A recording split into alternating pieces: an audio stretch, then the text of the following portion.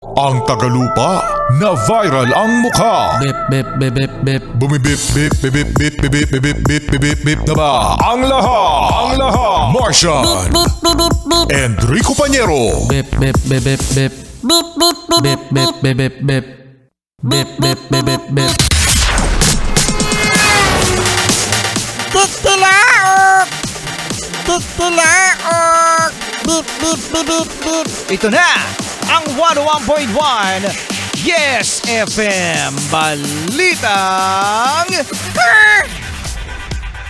Kayo ba mga Yes Friend ay mahilig sa relo?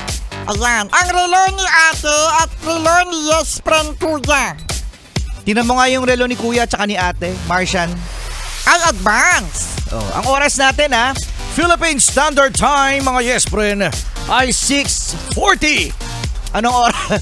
Anong oras ang nandun sa orasan ni Kuya at ni ate Yes Friend? Ang oras sa 6:40, di ba? 6:50. Aba? 10 minutes advance. Di ba? 10 minutes advance yung orasan pero laging late. Laging late sa usapan. Aanuhin mo ang orasan na advance. Kung lagi ka namang late.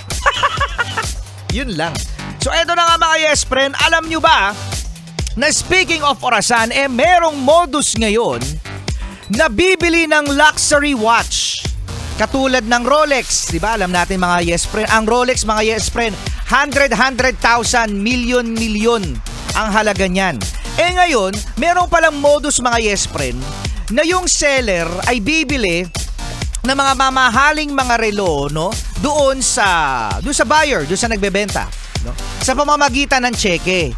So ngayon mga Yes Friend, Martian, ang gagawin magtatransact sila through messenger lang. So hindi makikipagkita yung bibili ng relo.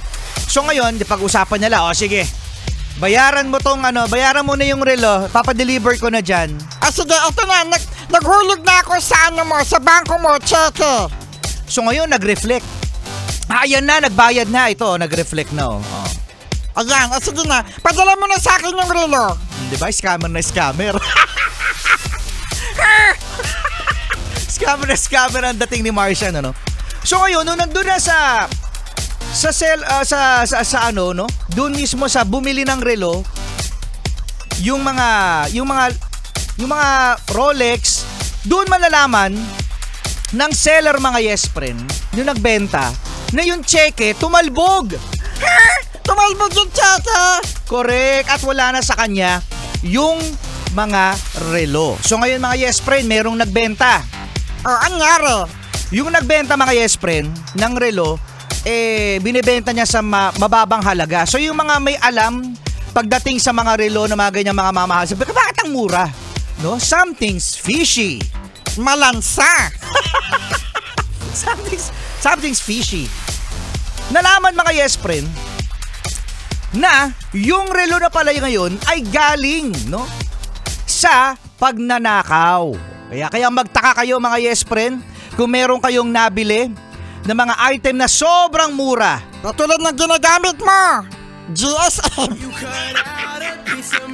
Yung iPhone mo, grabe ang mura.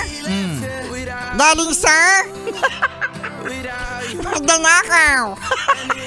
Oo, kaya minsan mga Yes Friend, mahirap talaga yung lumalabang ka ng patas. Pero merong mga manloloko. Mag-ingat po sa mga scammer mga Yes Friend. At iyan ang ating Yes FM Balitang Rico Pañero, Marshall. You know I didn't mean it. Now I